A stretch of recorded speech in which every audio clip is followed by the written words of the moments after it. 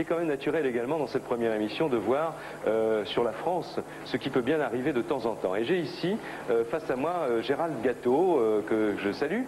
Bonjour. Je vais vous demander simplement de nous dire, de nous redire ce qui s'est passé il y a un bon nombre d'années, avec la même simplicité que lorsque vous me l'avez raconté la première fois.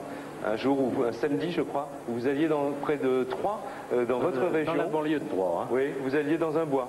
Voilà, j'avais une coupe de bois. Alors ça, l'histoire remonte il y a une trentaine d'années, hein, plus de 30 ans, c'était en 64. J'avais une coupe de bois avec mon beau-frère. Et j'empruntais toujours le même itinéraire, Troyes, Saint-Julien, Tennelière, Lobressel, et Doche. Mon beau-frère habite à Doche. Il faut dire qu'à la côte de Lobressel, il y a pas mal de côtes, tout ça.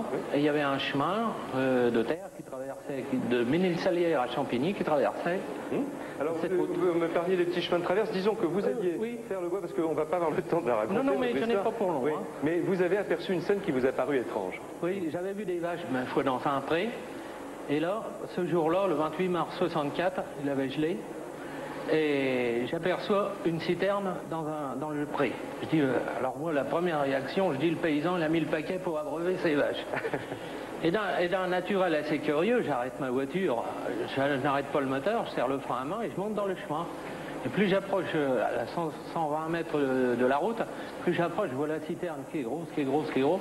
Et j'arrive à 20 mètres de la citerne. Elle fait 10 mètres de long sur 5 mètres de haut, arrondi à ses bouts, à ses extrémités, et au-dessus et en dessous. Je rentre dans le champ, et à ce moment-là, la citerne décolle sous mes yeux.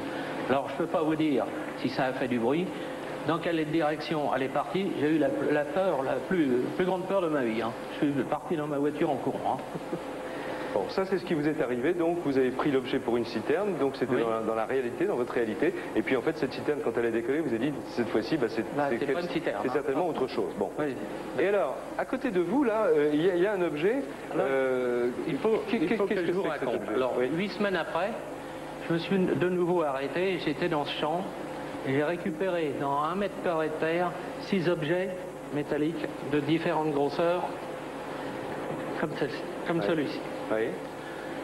Bon, je les ai ramenés, j'ai eu peur que ça soit radioactif, mais ma foi, je suis bien naturel. Vous avez associé ça tout de suite à la présence de cet ovni, puisqu'il faut bien faire cet ovni, parce que c'est pas possible que quelqu'un dépose 6 objets dans 1 mètre carré de terrain puis s'en aille, surtout dans un pré. Ouais. Alors voilà, je les ai ramassés, je les ai mis dans ma voiture, et je vais vous dire, j'ai gardé le secret 14 ans. Et puis au bout de 14 ans, un jour, vous avez parlé. Alors là, je vais simplement dire aux téléspectateurs que, en fait, M. Gâteau, donc, qui avait gardé ce secret, a dit aussi qu'il avait trouvé 5 objets et pas 6. Et si vous n'aviez pas fait ce mensonge, je pense que le morceau qui est là, vous ne l'auriez plus, parce que l'un vous a été emprunté, entre guillemets, par le CNES, le Centre National d'Études Spatiales. Vous ne l'avez jamais récupéré. Quand vous le demandez, on vous dit qu'il est perdu ou que c'est dans les archives, mais qu'on a autre chose à faire. Oui, on ne peut pas ouvrir les dossiers ou autre chose. Et puis, les 4 autres morceaux ont disparu. Et vous m'avez dit que vous recevez régulièrement des appels téléphoniques bizarres. Ah oui, alors là, c'est des tractations et tout ça. Ce sont des gens qui veulent vous acheter ce que vous avez là. Alors, merci en tout cas de votre témoignage. Ce que je voudrais dire, c'est que vous pensez que vous associez donc ce débris à cet ovni, et évidemment, on aimerait en avoir le cœur net, donc on aimerait trouver un laboratoire indépendant qui fasse une analyse qui coûte quand même assez cher. Vous n'en avez pas les moyens, nous non plus, c'est pas notre métier. On cherche des métallurgistes honnêtes, objectifs, à l'esprit ouvert, qui accepteraient d'analyser une partie de ce morceau. C'est un métal. Il a déjà été analysé, mais superficiellement. Ce que nous savons qui est considérable, et là je m'adresse donc aux industriels qui l'on garde peut-être ce soir, c'est que ce matériau, lors de sa fabrication, a emprisonné des bulles de l'atmosphère dans laquelle il a été fabriqué. Donc, si on arrivait à analyser les gaz contenus dans cette bulle, eh bien, on verrait très vite s'il s'agit de l'atmosphère terrestre ou s'il s'agit d'une composition différente. Et alors, ce débris prendrait vraiment toute la valeur qu'un certain nombre de gens lui donnent déjà. Alors, en attendant et en espérant que peut-être d'ici la fin de l'émission, au standard SVP, au 49 99 88 88, des industriels nous disent, bah écoutez, oui, on va peut-être pouvoir vous aider à réaliser cette expérience. Je voudrais clore pour ce soir provisoirement le dossier OVNI France avec avec quelque chose qui est un document, qui est même une révélation importante. Vous savez certainement que le CNES avait fondé il y a quelques années le GEPAN, groupe d'études des phénomènes aériens non identifiés, d'ailleurs dans lequel Jean-Pierre Petit, en tant qu'astrophysicien, vous étiez. Ah bon, je croyais que vous y étiez. Refusé. Vous avez été commis comme expert, donc même pas. Ah bon, ben alors, vous voyez, c'est une mauvaise information. Refusé. Vous vouliez y aller, on n'a pas voulu. D'accord, alors c'est moi qui mélange. Bon, bref, il y avait des gens considérables qui participaient à ce GEPAN, qui a été brutalement dissous, d'ailleurs après une des observations les plus extraordinaires faites en France ces dernières années, on peut se poser des questions. Puis est venu un autre organisme qui s'appelle le CEPRA, c'est-à-dire le service d'expertise de phénomènes de rentrée atmosphérique, ce qui veut tout dire, c'est-à-dire qu'en fait on considère que ce qu'on voit dans le ciel ne peut pas être un ovni mais des rentrées atmosphériques. Donc comme ça, on a finalement répondu à la question en même temps qu'on l'a posée et on peut dormir tranquille. Alors tout le monde ne dort pas tranquille parce que dans le conseil scientifique du GEPAN, il y avait un monsieur qui s'appelle monsieur Christian Perrin de Brichambault, ingénieur général de Météo France, c'est-à-dire un des pontes de la météo nationale, quelqu'un qui était essentiel dans ce conseil scientifique puisque quand il s'agit d'OVNI, on a intérêt à savoir le temps qu'il faisait ce jour-là. Et cet homme qui a toujours gardé le silence et qui a toujours respecté un certain devoir de réserve, aujourd'hui décide de parler et de nous dire et de vous dire publiquement qu'il croit à l'existence matérielle des soucoupes volantes. Révélation. Maintenant, pour moi, les soucoupes volantes, de manière évidente, existent. De manière aussi évidente que l'Australie, qui n'a jamais été. Jamais vu. J'ai vu les photos. On me dit que j'ai vu des photos d'OVNI. Je fais confiance à certains témoignages d'explorateurs, tout ce que vous voulez.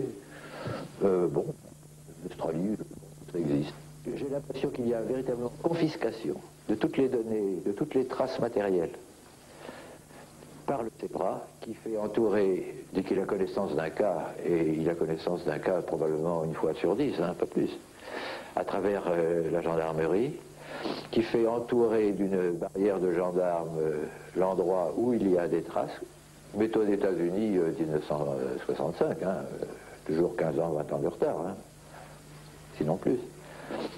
Et que, théoriquement, tous les renseignements, les informations, les analyses, etc. sont disponibles pour les chercheurs, mais que pratiquement il n'y a plus aucune note d'information, aucune note technique comme il y en avait du temps du GEPAN, et que le CNES se refuse à faire paraître quoi que ce soit à ce propos.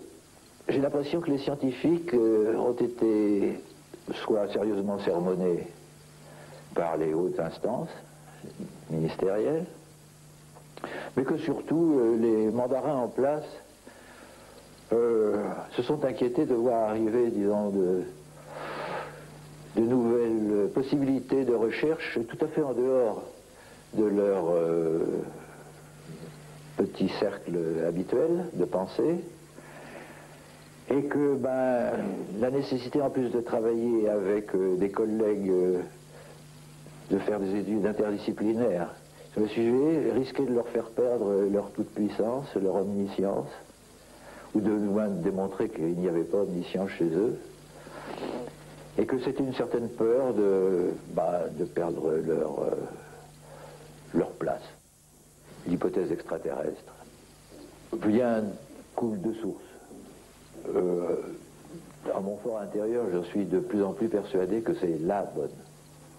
Voilà, je pense qu'on sera amené à reparler de cette prise de position qui, en France en tout cas, est tout à fait importante et provient, je le répète encore, d'un des plus grands experts météo.